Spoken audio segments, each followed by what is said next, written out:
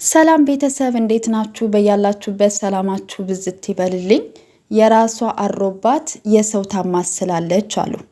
ሀይሚ የተመለሰችው ቤት ስለገዛላት ጥቅሙን ፈልጋ ነው ላላችሁ እሰይ ደግ አደረገች፣ እንኳንም ፈለገች።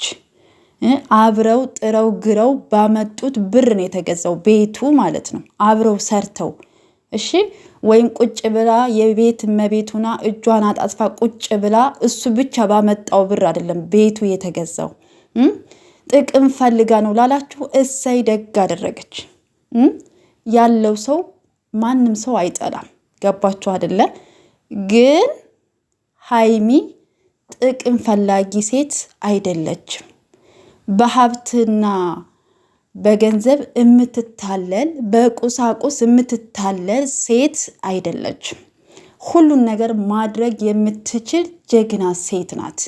ቤት መግዛት ከፈለገች መግዛት የምትችል፣ መኪና መግዛት የምትችል፣ ሁሉን ማድረግ የምትችል ታታሪ የስራ ሴት ጀግና ሴት ናት። ሁሉን ነገር ማድረግ ትችላለች። ገባችሁ አይደለ? ሁሉን ነገር ማድረግ ትችላለች። እናንተ ደግሞ እሷን መሆንም አትችሉም፣ የእሷንም ያህል መስራትም ማድረግም አትችሉም። አለቀ። እናንተ በሰው ህይወት ውስጥ ገብታችሁ ለምን እንደሚያንጨረጭራችሁ ለምን እንደምትቀኑ እኔ አይገባኝም። ትናንትና የተሰራው ቪዲዮ ከትናንትና ወደ ማታ ላይ ቲክታክ ላይ ቁጭ ብላችሁ ነገ ጥቅሙን ፈልጋ ትመጣለች እያላችሁ ስታወሩ ለነበራችሁ ትናንትና ሰራችላችሁ ማለት ነው። መልሱ ገብቷችኋል ብዬ አስባለሁ፣ አንዳንድ ሰዎች ማለት ነው።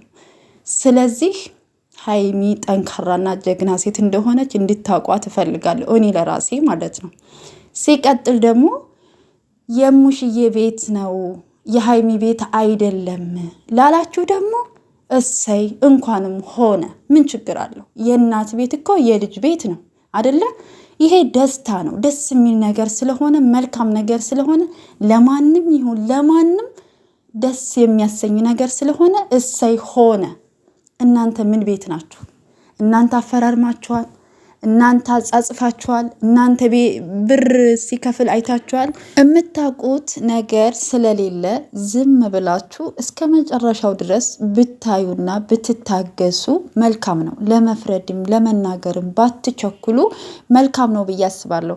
ግን አንድ ነገር ላስታውሳችሁ፣ አይፎን ስልክ ሲሰጣት ከዛ በፊት ከሶስና ጋራ ፕራንክ አድርጓት በዛ ነገር ተጣልተው መጨረሻ ላይ ወደ ቡታጀራ ሂዳ ነበረ ሀይሚ ማለት ነው አደለ? ተጣልተው ማለት ነው። ግን ፕራንክ እያደረጋት ነበረ ያንን አይፎን ስልክ የገዛላት። ከዛ ግን ሲናገር የነበረው እንዴት ነበረ? ስጦታ፣ ትልቅ ስጦታ ለሷ ነበረኝ፣ ይሄ እንትኑ ካለቀ በኋላ ትልቅ ሰርፕራይዝ አለኝ ሲል ነበረ ማለት ነው። ገባችሁ? ግን ከታረቁ በኋላ ነው ስጦታ የሰጣት። ገባችሁ? ግን ይሄ የቤቱ ጉዳይ ደግሞ አሁን ላይ ስራ ነው የሚሰሩት። ገባችሁ? ስራ እየሰሩ ስለሆነ እውነትም ይሁን ውሸትም ይሁን ምንም ይሁን ምንም እናንተ በማይመለከታችሁ ገብታችሁ ክፍተት አገኘን ብላችሁ እነሱን ለማለያየት በዚህ ልክ መሄድ እኔ ተገቢ ነው ብዬ አላስብም። እውነቴን ነው የምላችሁ። ሰው ሲጣላ ወይም ደግሞ የሆነ ክፍተት ሲፈጠር በህይወቱ ላይ ያንን ክፍተት መሙላት ለማስተካከል መጣር እንጂ የምትጥሩት ወይም ደግሞ መልካም ነገር የምታደርጉት ለዛ ሰው ብቻ አይደለም፣ ለእናንተ ህይወት ራሱ መልካም ነገር ብታደርጉ በጣም ደስ የሚል ነገር ስለሆነ ማለት ነው። እና ሀይሚና ብሩኬን ለማለያየት በጣም ብዙ ሰዎች ይጥራሉ።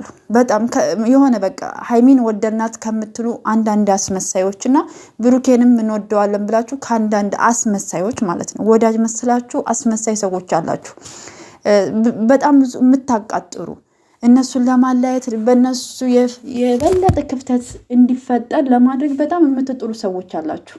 የሆነ የምትወዷቸው መስላችሁ ማለት ነው። ግን የምትወዷቸው ከሆነ ምንድነው መሰል የምታደርጉት ማለት ነው። ሀይሚ የምትወደውን ነገር ወይም ደግሞ ማጣት የማትፈልገውን ነገር እንዳታጣ ማድረግ፣ ብሩኬም የሚወደውን ነገር እንዳያጣ የሚፈልገውን ነገር እንዲያገኝ መርዳት፣ ማስተካከል። መርዳት ስላችሁ በሀሳብ ይሄን ብታረግ ይሄ ነው፣ እንደዚህ ብታረጉ እንደዚህ ነው ነው እንጂ የሚባለው የሆነ ክፍተት ሲፈጠር እሰይ ደግ አደረግሽ ደግ አደረግ አይባልም።